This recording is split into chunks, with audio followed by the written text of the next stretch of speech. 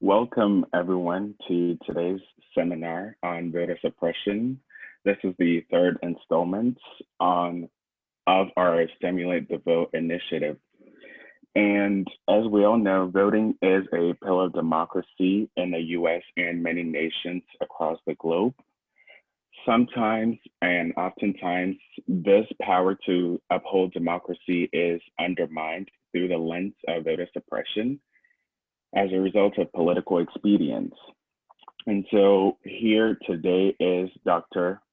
Martha Jones, who will speak to us about the history of voter suppression and why it's important for us to vote.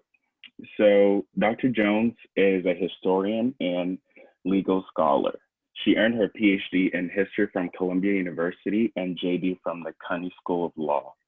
Her work examines how Black Americans have shaped the history and story of American democracy. Prior to the start of her academic career, she was a public interest lawyer in New York City, where she represented homeless people, people with mental illnesses, and women living with HIV. Her work, deeply rooted in her passion for social justice, was recognized with the Charles H. Reston Fellowship on the Future of the City of New York at Columbia University. She's the author of several books and articles which focus on women's rights, politics, and the history of race in America.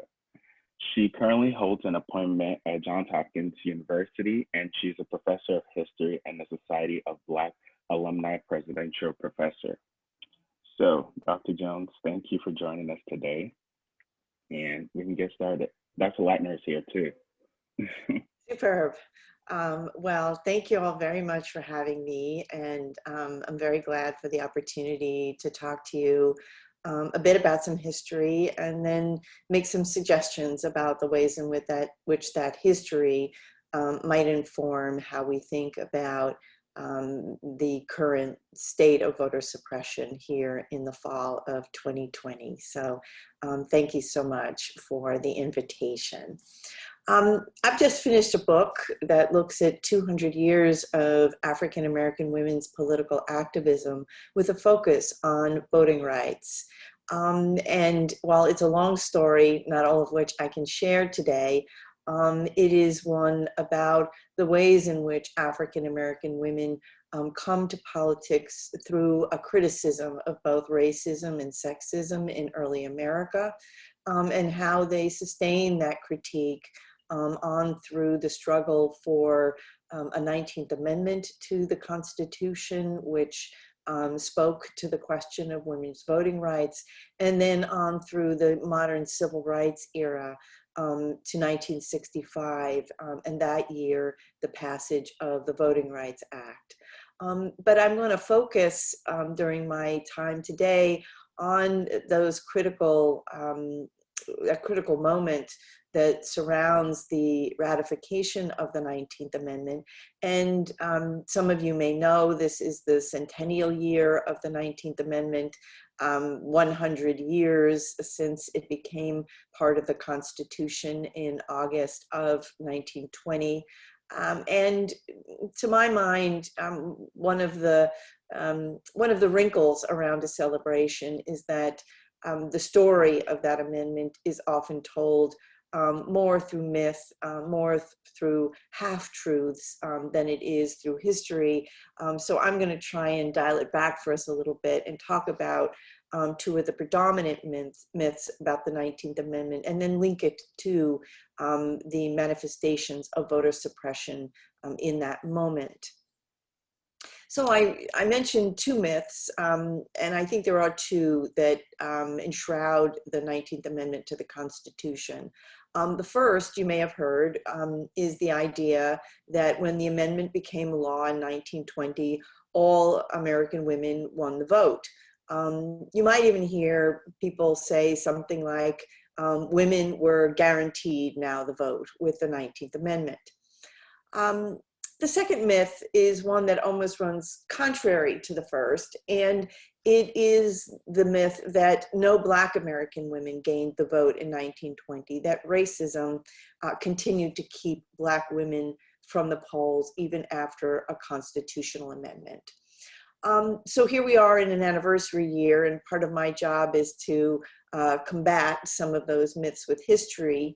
But one of the lessons that I hope I can leave you with is the sense that voting rights in the United States have always been born out of struggle, that the battles that were waged 100 years ago by African American women, both for a constitutional right to vote and against racism and segregation and racial violence, these moments 100 years ago really do echo strongly in 2020 as American women continue to work against voter suppression and for full access to the polls.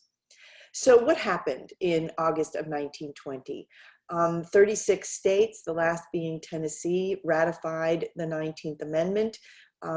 Those ratifications went to the Secretary of State in Washington, who certified them, and a new amendment became part of the Constitution. Let's just take a short look at the language. The right of citizens of the United States to vote shall not be denied or abridged by the United States or by any state on account of sex. Now, what precisely did that mean for American women?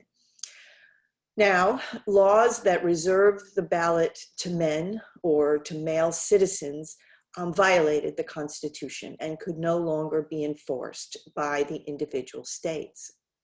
And still, after the 19th Amendment was ratified, no woman was guaranteed the right to vote. Laws, state laws, still kept many American women from the polls based upon their age, their citizenship, their residency, their mental competence. And in 1920, it was still true that American women who married non-US citizens lost their citizenship or denaturalized and could no longer vote. So in 1920, that fall, as American women show up to the polls to register and later to vote, they still confronted many hurdles, even if sex wasn't one of them. Now, of course, there was one additional barrier to women's votes that persisted after the federal amendment became law, and that was racism. It was true that in 1870, 50 years earlier, the 15th Amendment to the Constitution had expressly forbid the states from denying the vote because of race.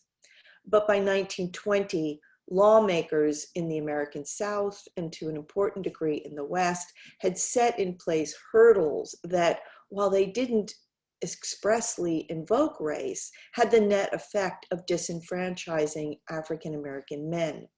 These were poll taxes, literacy tests, grandfather clauses, which effectively kept many Black men from casting their ballots since the 1890s. This we can think of as a powerful wave of voter suppression that began at the end of the 19th century. Along with laws came unchecked intimidation and the threat of lynching, violence that sealed the deal. Local voting officials by the 1890s were effectively constructing a color line, even as they never expressly invoked race in the law. So did American women win the vote in 1920? The answer is not all women. African American women in too many states became equals to their fathers and husbands. Now state laws disenfranchise them in an end run around the spirits of the 15th and 19th Amendments. And the registration numbers that we're able to recover reflect the effects of these discriminatory laws. In the fall of 1920, Black women presented themselves to voting officials, but many found that in fact the books were closed. So Black women are aware by the fall of 1920 that voter suppression techniques are what they will confront if they attempt to vote. And they begin to organize, creating citizenship and suffrage schools where they teach and train one another to overcome the hurdles. How do you pay a poll tax? What is a literacy test? They study the Constitution together so that they can pass understanding tests that would have them explain sophisticated provisions in the Constitution. And in some places, I write about the example of St. Louis in Missouri, where African American women organize, come to register, and by the news reports, we understand that they are 100% of them able to overcome those barriers and register to vote. On the other hand, is the example of Daytona, Florida, where African American women, again, had been organizing to train and teach one another, encourage one another to register and to vote in 1920. In Florida, Black women face wanton violence organized by the Ku Klux Klan across the state. In Daytona, on the eve of Election Day in 1920, the Klan will arrive downtown on horseback. They will burn a cross in the river, and then in full regalia will march into the African American community, including onto the grounds of a girls' industrial school, an African American girls' industrial school, all in an effort to intimidate Black women voters. And by 1922, this violence has continued and continued largely unchecked by state officials. And Black Americans, including Black women in Florida, are effectively disenfranchised. Today, the 19th Amendment continues to prohibit states from denying the vote based upon sex, just as the 15th Amendment forbids states from using race when determining voting rights. And still, many American women do not have the unqualified right to vote. There is no affirmative guarantee that we can receive a ballot, mark a ballot, deposit a ballot, and have it counted in our Constitution. And as was true in 1920, factors like where a woman lives, which oftentimes corresponds to her race, still keeps many Americans from the polls. My husband is not American, and when he moved to this country and began to tune in to how we vote, he was flabbergasted that it matters whether you live in Georgia or Maryland or California or Oregon. We vote very differently in those states. He was flabbergasted that the way you vote in Baltimore City can contrast dramatically for how you might vote in the county. So here, where we live is an important factor in how we vote. Today, rather than facing poll taxes or literacy tests, we face voter ID requirements, the shuttering of polling places, the purging of voter rolls, and exact match requirements, all of which deprive many Americans, including still many women of color, from the vote. And the policies of voting officials here in 2020, especially in the context of a pandemic, likely mean that many, many American women will not be able to cast their ballots. The habits, the structures, the locations, and more for how we vote in many jurisdictions will change dramatically, will lead not only to keeping us from the polls, but confusing those of us who do have an opportunity to vote. I had a chance to vote this past June in Maryland's primary contest. In our state, we received ballots by mail, even without application. It seemed like a really good system. I filled out my ballot, I sealed my envelope, and I sat it out by the front door so that I could drop it in the mailbox the next time I went out. It was only by good fortune that that afternoon I was talking with a colleague about voting by mail, something I'd never done before. And he said to me, well, you know, the last step is you have to sign the outside of the envelope. And I said, oh, what? I didn't sign my envelope. And sure enough, I went and retrieved it. Fortunately, I hadn't yet dropped it in the box. And there was the blank. And I had missed that last step. And so I went ahead and signed. But what I learned is that if I had not, it was likely that my vote would not count. So voter suppression continues to be a factor in our voting lives as Americans, not unlike it was for the women about whom I write. And the lessons from their story, I think, are threefold.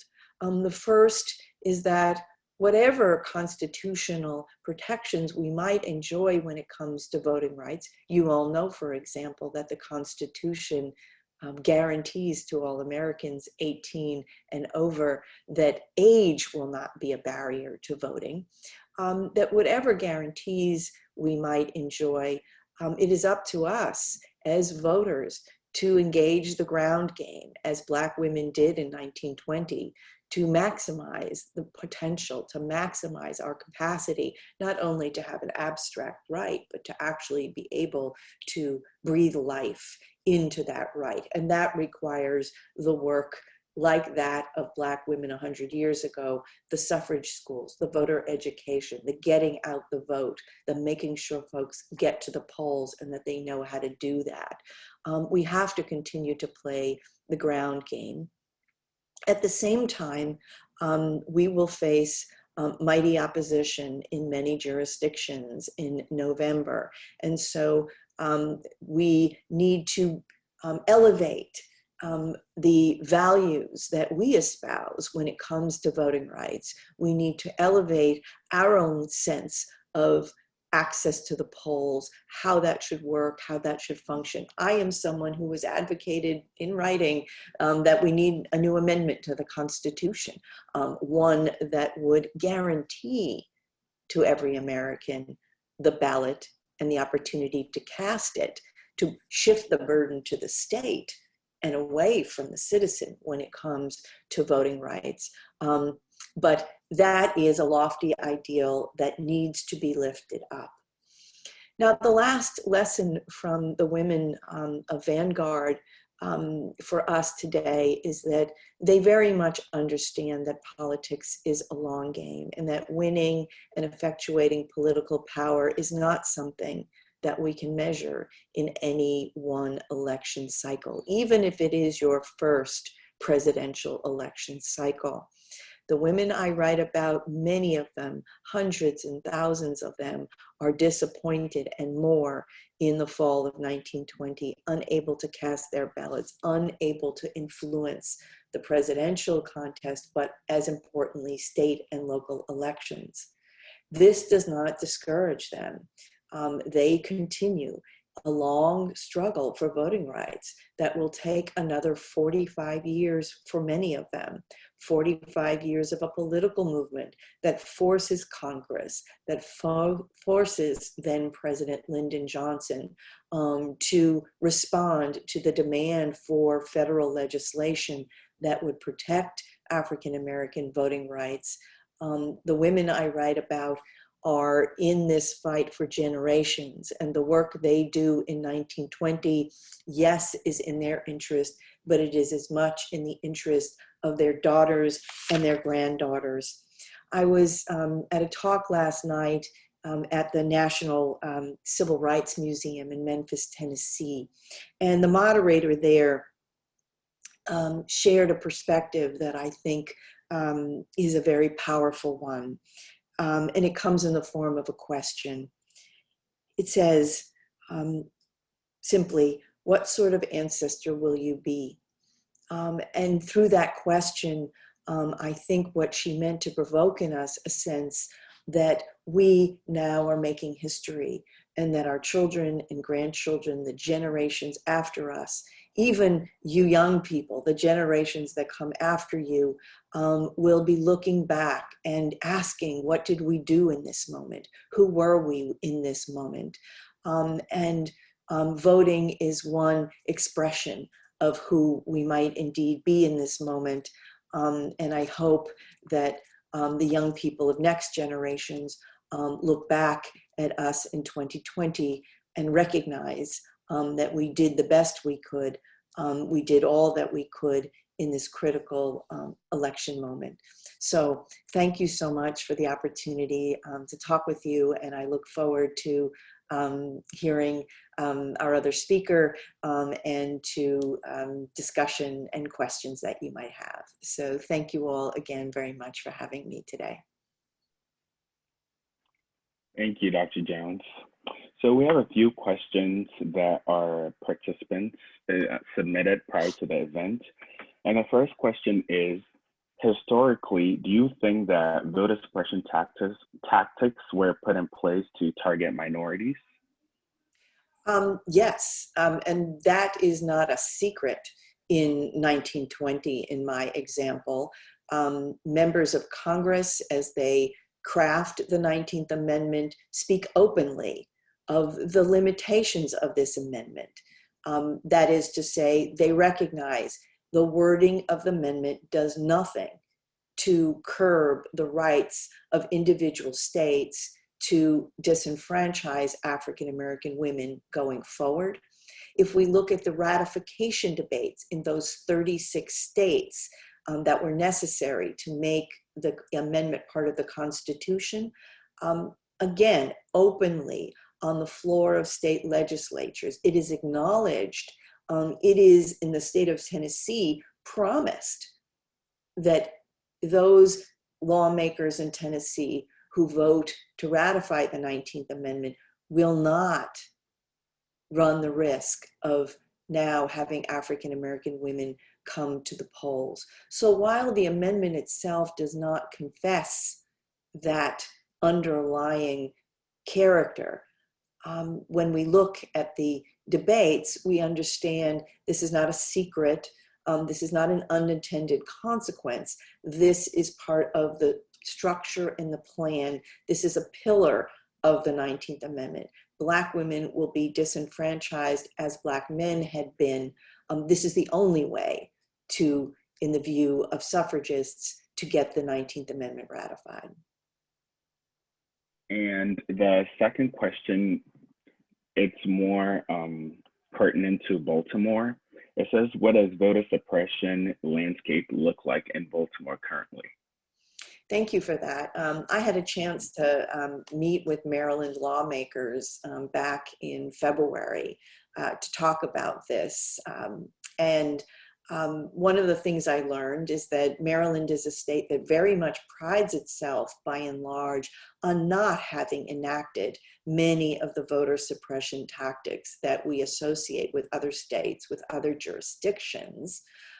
So my challenge to our lawmakers was, well, then why then not amend our Constitution to expressly guarantee to every citizen of Maryland the right to vote? I'm not sure I changed many minds that day, but it's to say that even in a state that doesn't practice voter suppression, we know that there is no absolute guarantee, and that there has been a quite pointed debate in the state of Maryland about how citizens here will get to the polls in November. I think we're still a bit unsettled about that. Will we vote by mail? Those of us who cannot or do not choose to vote by mail, it seems our regular polling places, for example, will not be open and available. We'll be required to travel a distance to head to unfamiliar locales. I, for example, ordinarily vote in my local public library, the Enoch Pratt Library. That will not be an option for me. There will be a lot of confusion on election day, and we have to understand that this is in part a voter suppression measure when local officials in Maryland fumble and leave us confused now just weeks out from an election. All of us in Maryland, I know, for example, there are big questions about whether the polling places on some college campuses will be open or whether they will be closed, all couched in concern about public health and a pandemic, but without any robust accommodation then for how we will vote. I think that's where we stand in Baltimore and in Maryland today. And this is our final question, which you pretty much answered with our previous questions. It says, how do we dismantle the systems of voter suppression in states that refuse to acknowledge or ameliorate their hands in disenfranchisement? restore the Voting Rights Act. In 2013, the US Supreme Court, in the case of Shelby County versus Holder, gutted the enforcement provisions of the Voting Rights Act, the pre-clearance requirement that demanded states with a history of voter suppression and voter discrimination submit new laws, new regulations, new policies and practices around voting rights for federal review before putting them into action. That provision of the Voting Rights Act was deemed unconstitutional by the US Supreme Court in 2013. There has been an important effort in Congress to restore the Voting Rights Act. That effort is ongoing and will continue. If that is a measure you support, then it is an important point of view to share with your lawmakers in Congress.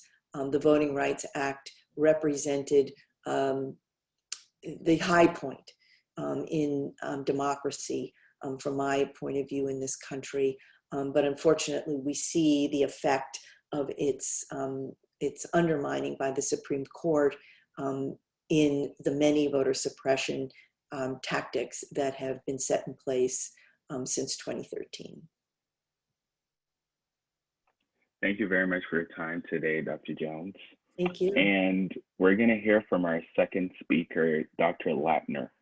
So he's going to talk to us about the intricacy of voter suppression and how policies can possibly curb this issue. So Dr. Latner earned his PhD in political science from the University of California, Irvine. He's a Kendall Voting Rights Fellow with the Center for Science and Democracy at the Union of Concerned Scientists. His research focuses on political representation and electoral systems, including redistricting and gerrymandering in the US, and the impact of electoral administrative law on political participation. In addition, he works to bring public attention to robust scientific measures of integrity and bias in US electoral institutions and the impact of electoral bias on public health, environmental, and related safety policies and outcomes. He has published extensively on election-related issues in the academic and popular press, and co-authored articles for The Guardian and The Washington Post. He currently holds an appointment as an associate professor of political science and public policy at the California Polytechnic State University. So welcome, Dr. Latner, everyone. Thank you so much for having me, and it's a real honor to be here. And I want to also thank Professor Jones for her fantastic illumination of the passage of the 19th Amendment, and congratulate her on the recognition that she's received for the great work she's done. I'm going to discuss a little bit of background on some of the work I've been doing with the Union of Concerned Scientists, and discuss some of that research that focuses primarily on the consequences of voter suppression in terms of policy outputs and social outcomes. And then I will move on to a discussion of some of the more recent work that I've been working on, which I think is directly relevant to North Carolinians and everyone, frankly, that is already engaging in this election. Over 500,000 votes have already been cast in the 2020 general election, and we are well underway. And I'll also have something to say about the president's comments the other day with regard to a free and fair election in this country and a peaceful transfer of power. But first, I would like to speak about some of the research that within political science and election science in particular, we often focus on constitutional questions with regard to violations of voting rights, violations of the 14th Amendment and equal protection under the law. And these are crucial and fundamental conversations that we continue to have, as Professor Jones highlighted, the gutting of much of the Voting Rights Act of 1965 and its hopeful restoration here soon is, I think, of preeminent importance for all people in the country. But we often don't pay as much attention to the consequences of the structural and institutional inequalities that are part of the U.S. political system and are part of its design. And so I'm happy to say that the Union of Concerned Scientists brought me on to look at some of these consequences over the last few years. And we've been able to demonstrate and I think begin an important discussion, particularly now in the context of a global health pandemic, about how bias in representation affects the work that legislatures do and the policy outcomes that that are produced, and how those affect social outcomes. In particular, we have been working at the intersection of environmental justice and voting rights, and analyzing the output of state legislatures over the last decade. And we've been able to document in many circumstances where state legislatures are biased. And in this case, I'm talking about bias through primarily partisan and racial gerrymandering. And gerrymandering, as you may know, is the practice of drawing electoral districts in such a manner so as to dilute the value of the votes of some voters relative to others. And there's all sorts of ways that vote dilution can occur. So this is not a violation of the right to cast a vote. It's about the value of that vote once it is cast. And my cat would like to say hello. That's why she's yelling. Gerrymandering can dilute voters, the weight of a voter's vote in several ways. So racial gerrymandering divides up different classes of individuals by race so as to dilute the value of one racial group over another. Incumbent gerrymandering protects those that are already in power and essentially insulates them from changes in voter support. And in most of the work that I've been working on over the last few years, and have a new forthcoming book on the topic, is partisan gerrymandering. And this is where electoral districts are drawn so as to disadvantage supporters of one political party over another.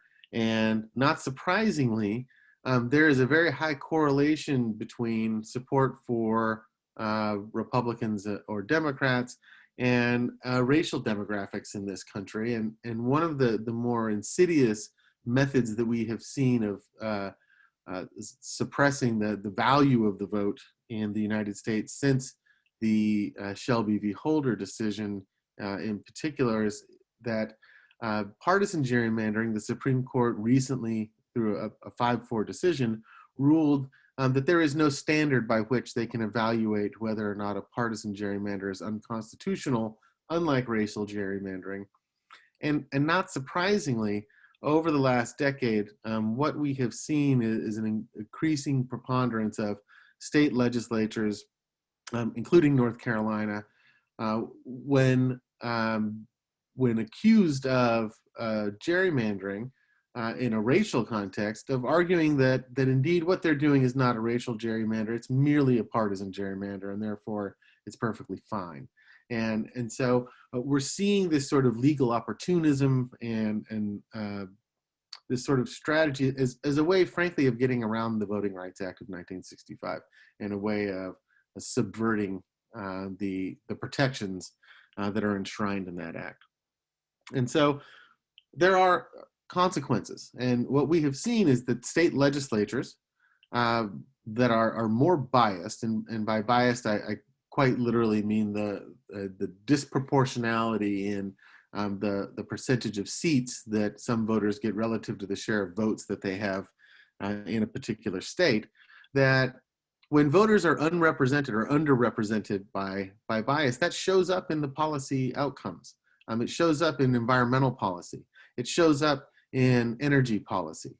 And it shows up in the sort of protections that voters are provided or not provided, as is the case. And so when we look around the country and we find environmental justice communities that suffer disproportionately the consequences of poor public policy, poor regulation, um, that has long-term effects on those communities, not just in terms of their immediate health, but in their long-term health.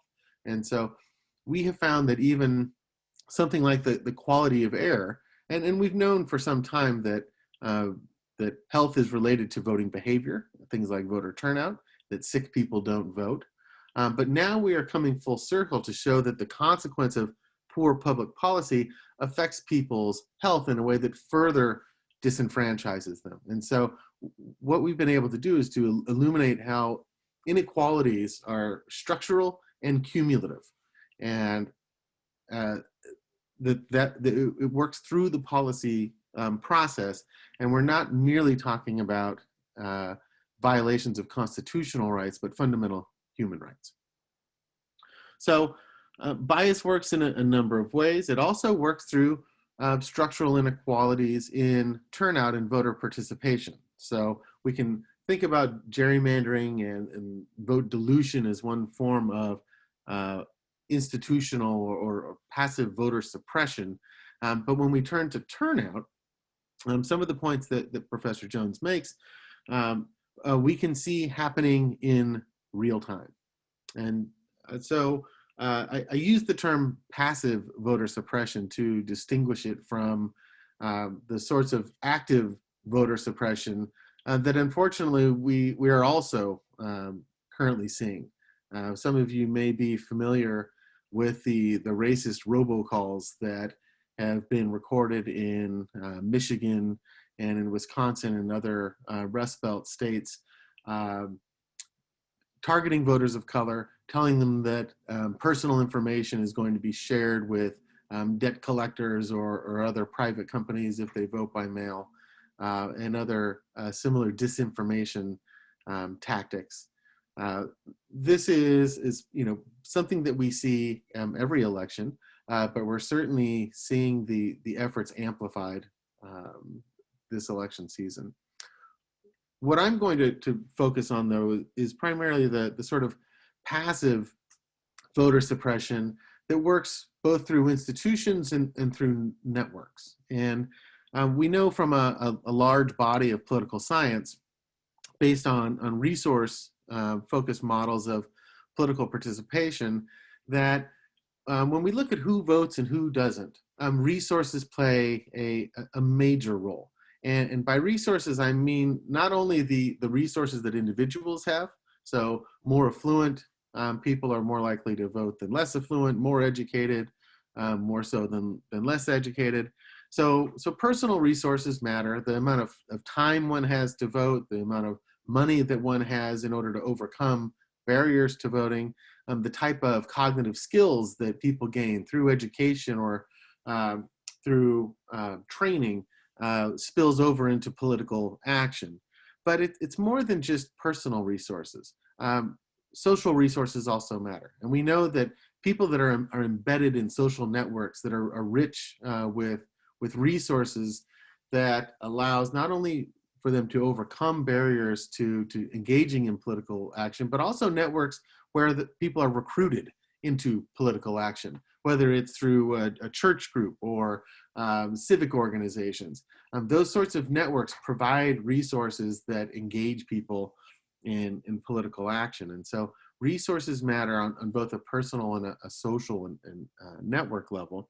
And because resources are so important, when we look across the landscape at who is participating and who is not, what we find is that resources matter, and that a passive sort of suppression works not only through folks not having access in their local communities and in their social networks to the resources that might otherwise recruit them into political action, but that the infrastructure, election infrastructure in particular, often works to the disadvantage of the downwardly mobile, the less affluent, and voters of color in particular. And this is true not just in terms of election infrastructure. So one of the things that we know is when we look across counties and we look across states, that on average, people of color, people who live in densely populated urban neighborhoods, have fewer election resources provided to them for effective voter participation. And by that, I literally mean the infrastructure of elections, the number of voting machines, the training of polling workers, the number of polling workers available, the number of polling places available, and the ways that people access the ballots. Those are resources that are denied people in many communities across this country, and disproportionately within communities of color. Indeed, waiting times on average to vote on election day and in early voting are anywhere from 30% to 50% longer for people of color. And that is a result of the type of infrastructure that's made available to them. On average, a voter spends less than 10 minutes in waiting in line and actually casting their votes. But we have seen stories in Wisconsin and in Georgia just during this primary season, people waiting hours and hours in line. That does not happen in affluent neighborhoods. And it happens because of a lack of election resources. So that's one type of suppressive force that yields inequalities in voter participation. Another type is frankly the methods of recruiting that are used by major campaigns. And so one way that poor voters are disenfranchised, for example, is because the tactics, the very expensive and data-intensive algorithms that are built and used to recruit voters and to target voters effectively disenfranchise the poor by ignoring them. And what I mean by that is that the strategies and technologies that are used to target voters in modern political campaigns that both the major parties use rely very heavily on available data. And so individuals that have a long voting record, for example, which we call high propensity voters, where there's a lot of information available for how to target those individuals, including consumer profile information, political ideological information, in addition to past voting behavior. Those are the people that are targeted for voter turnout. If you don't have that information, if you're not, again, embedded in that kind of a information-rich network, you're much less likely to be targeted or to be recruited into political action. And that lack of recruitment exacerbates political inequalities further. Finally, I'll add that the tactics themselves, research has shown that the canvassing and the door-to-door activities, the phone banking that are the sort of nuts and bolts of modern election campaigns, that they too can exacerbate inequalities in turnout if they're not targeted to the right populations. And so Ryan Inyos at Harvard and his colleagues have shown that those very techniques tend to be that high propensity voters are more responsive to those particular techniques. And if those techniques are used without specifically targeting lower propensity voters, that they exacerbate inequalities in turnout as well. So you've got a whole set of cumulative forms of voter suppression that are present in the modern campaign environment before we even start talking about the institutional inequalities that Professor Jones raised. And so when we look at voter eligibility laws, registration deadlines, when we look at ballot access, whether people have the option to vote by mail or to vote early as opposed to only on election day. And finally, when we look at the processing of ballots themselves. And so one of the primary concerns that we have this election cycle is that many people are voting using a new method for the first time as a result of the pandemic in order to vote safely and to avoid going to a crowded polling place. And in part, as Professor Jones alluded to, many states and localities simply don't have the polling workers in the locations that they would under normal circumstances, because polling workers tend to be older, on the older end of the population, and we don't want to put people at risk for the virus by putting them in close contact with others. And so many states and localities have had to make a lot of adjustments, and are still, frankly, in the process of doing that, even as the election is already underway. But the fact that many people are voting using a new method means that we're going to see a higher level of error, by definition. Simply forgetting to sign your vote ballot, right? Or not having a signature that matches the signature on your voter file, or forgetting to pay your postage.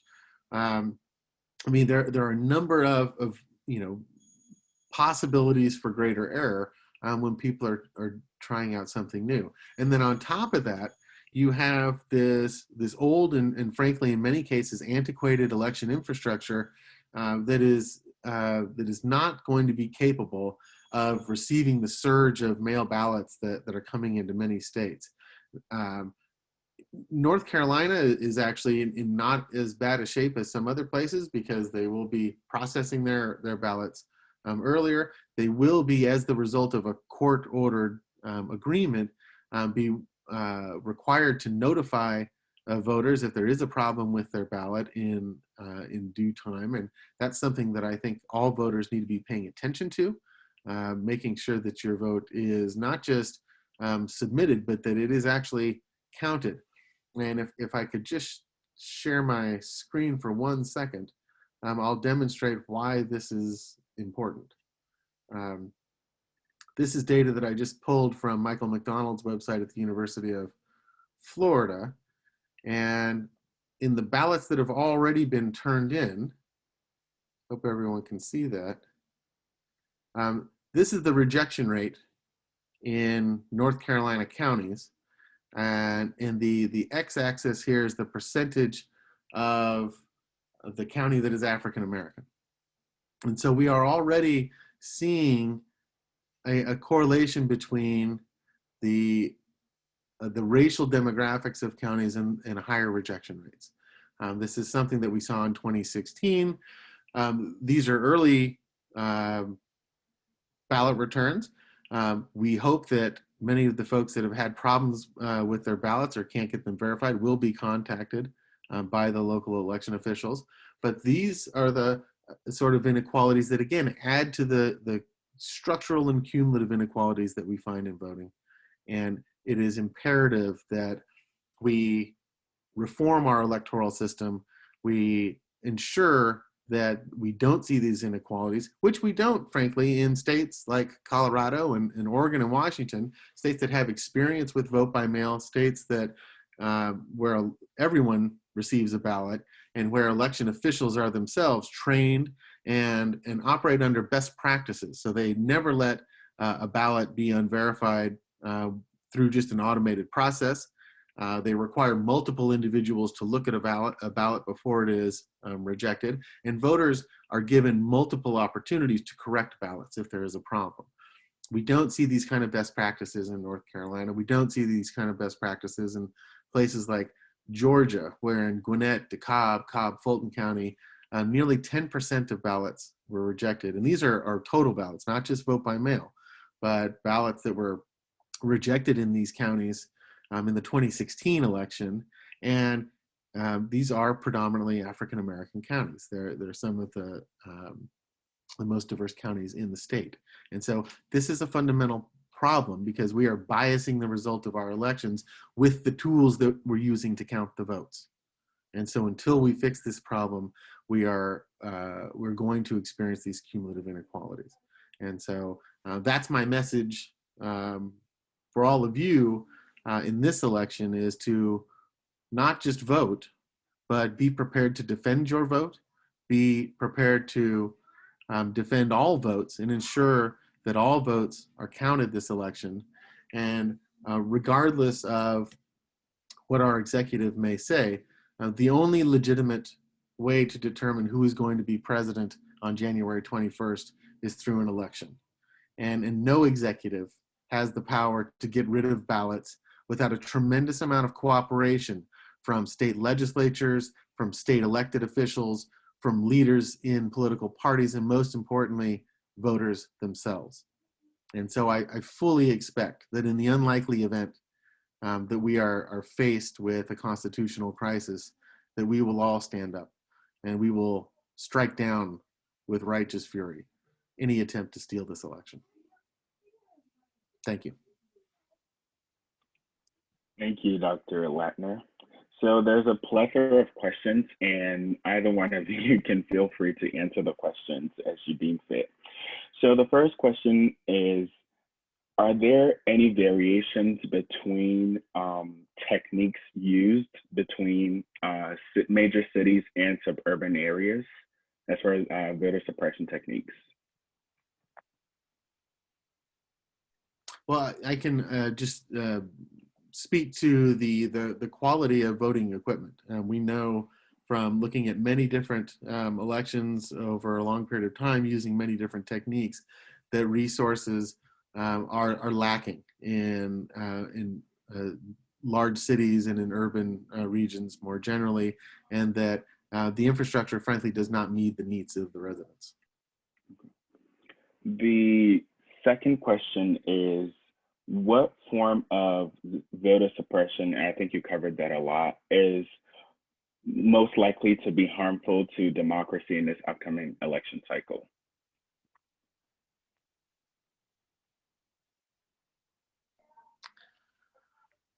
That's a great question. I mean, the polling data suggests that this is going to be a historic election in terms of turnout, right? That we're looking at possibly 65% of voters casting a vote, which I would also add, the fact that 65% is historic turnout in the United States is pretty pathetic, right?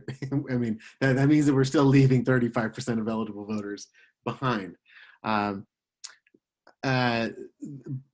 the types of voter suppression are so varied in this election. I mean, as I suggested, we're seeing amplified levels of active voter suppression, active intimidation, and that could take on a whole new face on election day when we have the potential for self-identified militia members to start showing up and policing polling precincts.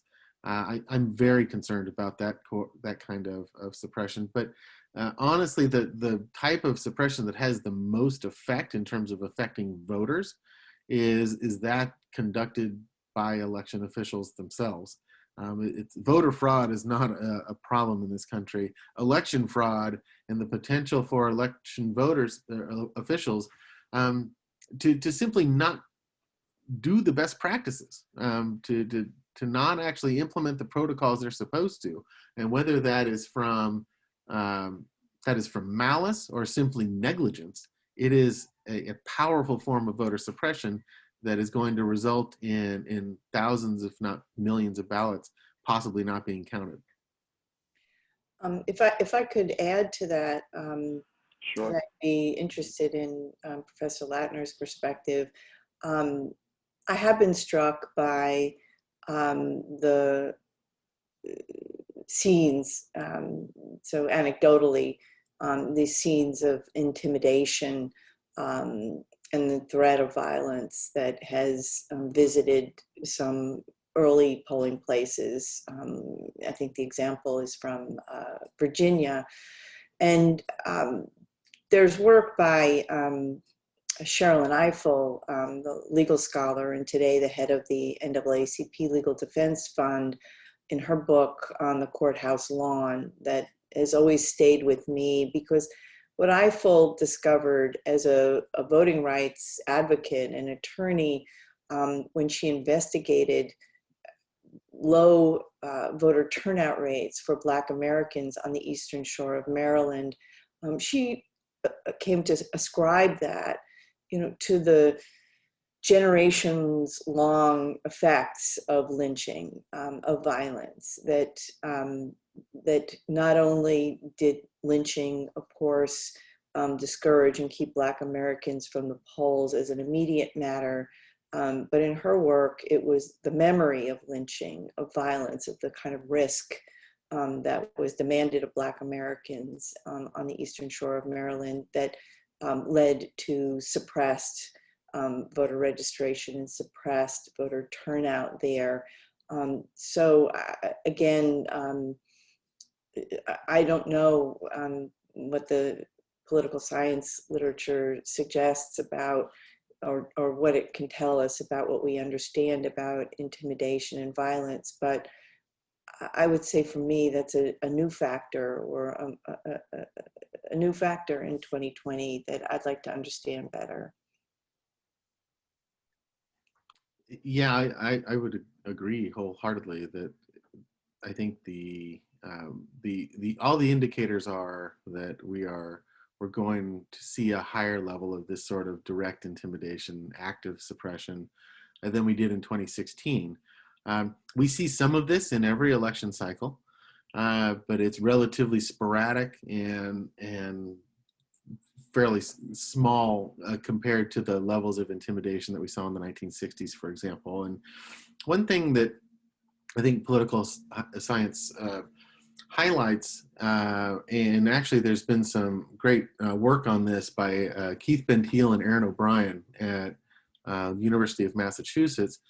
They looked at the evolution of voter suppression and intimidation and found that in locations like Maryland and in particular across the South, that this type of intimidation is often costly for those that are imposing it, right? Because it's out there in the open. People see it. It looks bad for the party that is seen as supporting it, or at least not shutting it down. It's an effective form of intimidation. I mean, there's no question about it. Lynching was one of the most effective forms of voter suppression this country's ever seen. But it is costly on the individuals. And so what this research that I'm referring to shows is that in the time of period that Professor Jones was referring to, the mid 1900s, early 1900s, as the law was being changed, as many Southern legislatures, in fact, had rewritten their constitutions around this time. And so as lynching is dying down historically, it's dying down in part as a result of the professionalization of voter suppression, the institutionalization of voter suppression. And so in the same states where we see a decline in lynching, it's at the same time that the Democrats the post-Reconstruction Democrats are retaking these state legislatures that had been controlled by Republicans, and that they are instituting racist and suppressive laws and doing it legally. And so I think that's something that political science can illuminate, that and what we're seeing today is again the sort of institutionalization of laws, whether strict voter ID laws and limitations on eligibility, voter registration list purging. These are the types of subtle laws that have a veil of equality in that they apply to everyone equally in principle, but we know for a fact the disproportionate impact of these laws on individuals. I've also been thinking about the experience at the polling place and the kind of shaming and humiliation of showing up at a polling place and being denied the opportunity to cast a ballot. One of the stories I relate in Vanguard is about the 1890s in North Carolina. I look at Guilford County, where Democratic Party officials, in anticipation of Election Day, circulate a list on which they enumerate the name of every Black man who is registered to vote in the county. And the instruction goes, keep this list with you, be on alert for these men, but don't confront them until they show up at the polls, right? It's that encounter, right, that gives a voter no recourse, right? You know, that it's election day. This is your opportunity to cast a ballot. There's no makeup or do-over. And then the kind of, yes, intimidation, but also I think, I don't know how you would measure something like humiliation, but this sense, you know, I'm going to say something, I hope students will forgive me. You know, if you ever had the experience of having your credit card denied, even if it's an error, you know, what today we get security checks, that feeling of like, yuck, you know, I'm standing here and I'm trying to make a transaction and I'm being, the suggestion is that there's something illegitimate about me. I don't know how, again, I don't know how political scientists get at those things. You know, with historians, we get at them much more anecdotally when we have the opportunity to recover, you know, retellings or diaries or other things. But I have this sense of that there must be a consequence for long-term voting behavior of being humiliated or embarrassed or branded illegitimate when you show up to vote. Yeah, I think there's no question about it, and ultimately it shows up. One form of it shows up as distrust of the system as a whole, and a distrust. It delegitimizes the actual system in the eyes of those who depend on it. And well, we just saw this week, I believe, there were some great polling data on generational differences between African Americans and their attitudes towards the both political parties as well as voting in general. And I explained some of those differences as a result of the fact that we've got a generation that is growing up and coming of age in a post-Shelby world, where this sort of open and naked suppression is it's not as though our democracy is broken. It is designed to work this way, and it has the legal blessing of our judicial system. And I think when people see that it not only disheartens them, but it should infuriate them. Great talk. So I think our last and final question is, what is the impact of the removal of the USPS sorting machines? What impact will that have on mail-in voter turnout rate in this election?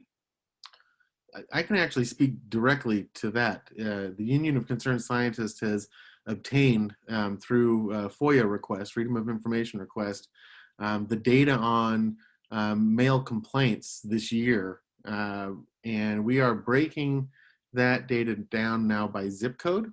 And so one thing that we are looking at is the increase in the number of complaints and where those complaints are taking place. The degree to which that is correlated with the removal of machines is difficult to do, and we haven't done that assessment yet. But one thing I can tell you now is that we are seeing statistically significant differences. When we look at zip codes that have 30% or more BIPOC populations, that the number of complaints is significantly higher. And that should be a real concern when we are right now diving into an election where many people are relying on the Postal Service to carry their votes and to be part of that chain of custody. So final thoughts. And I would like a response from both of you. As regular citizens, what do you think we can do to curb voter suppression? What exactly is our role in combating this issue? I'll jump in just to say and borrow a page from the women about whom I write, which is about engaging the ground game when it comes to an election day, that it's not going to be enough to remain in the abstract realm of talking about rights and policies and more. The women I write about roll up their sleeves and do the nitty-gritty work of educating each other, getting one another to the polls, and more. I think we have to do that work this year. But the other piece, I think, of their story that's important for me, and maybe is important for you all, is the important degree to which they do that work as part of pre-existing communities. So are you a member of a YWCA? Are you a member of a church community? Are you the member of a club, a sorority, a fraternity? Black women use existing networks. They don't reinvent the wheel in 1920. They repurpose, if you will, the kind of organizations that they've long worked through for that purpose. So you all are a community here in a student organization, and you might do this work collectively, if remotely in some ways. And you, frankly, will invent by way of necessity, but also by way of your savvy about how new technology and new media work, to show us the ways in which we do the grassroots work of getting out the vote in the time of pandemic. We'll be watching you, at least I will be, to learn how to do that better. But use your existing networks to work that ground game in November. You don't have to reinvent the wheel. Yeah, I couldn't agree more.